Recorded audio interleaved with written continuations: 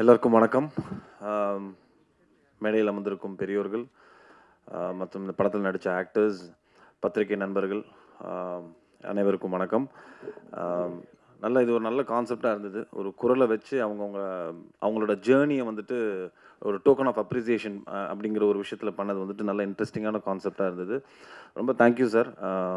ஒரு அண்ணன் சொன்ன மாதிரி வந்துட்டு சினிமாங்கிறது ஒரு சாதாரண விஷயம் கிடையாது. ஆக்சுவலாக அதில் நம்ம இருக்கோங்கிறதே ஒரு மிகப்பெரிய ஒரு பிளெஸ்ஸிங். ஆக்சுவலாக அந்த மாதிரி ஒரு சினிமாவில் பிடிச்சி ஏறி ஒவ்வொரு படமும் பண்ணுறதுங்கிறது வந்துட்டு அந்த பின்புலம் இல்லாத ஆக்டர்ஸ்க்கு தெரியும். அது அவ்வளோ கஷ்டம் என்ன அப்படிங்கிறது தெரியும்.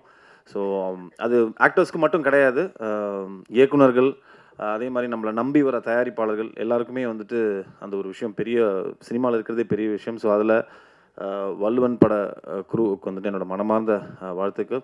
ரொம்ப ஒரு ஸ்ட்ராங்கான ஒரு நல்ல ஒரு பொலிட்டிக்கல் கலந்த ஒரு சோஷியல் மெசேஜ் இந்த படத்தில் வந்துட்டு டைட்டில்லேருந்தே ஆரம்பிக்குது தெரியுது. அந்த படத்தோட நட்பு ரீதியாக இவர் எனக்கு கதை வந்து சொன்னார். ஆக்சுவலாக எனக்கு அந்த டைமில் என்னோடய கமிட்மெண்ட்ஸ்லாம் இருந்ததுனால ஒரு சில விஷயங்கள் காரணங்களால் என்னால் பண்ண முடியல அந்த படத்தை. But anyways, wishing the team all the best. And இந்த படத்தோட டிஓபி ஆக்சுவலாக வந்துட்டு எங்கூட 3 படம் பண்ணியிருக்காரு. ஆக்சுவலாக எங்களோட ஜேர்னி காளிதாஸ்லேருந்து ஆரம்பிச்சது. அதுக்கப்புறம் மிரல்னு ஒரு படம் பண்ணோம். இப்போ காளிதாஸ் 2வோட டிஓபி பார்த்திங்கன்னா அதே சுரேஷ் தான். ஸோ நல்ல டெக்னீஷியன்ஸ் இருக்காங்க. Ashwath music director. எல்லாமே ரொம்ப கிளியர் கட்டாக ஒரு அழகான ஒரு நீட்டான ஃபிலிம் வெளியில் வந்தால் ஜனங்க அப்ரிஷியேட் பண்ணக்கூடிய எல்லா அம்சங்களும் இந்த படத்தில் இருக்குது. So Shankar sir, wishing you all the best.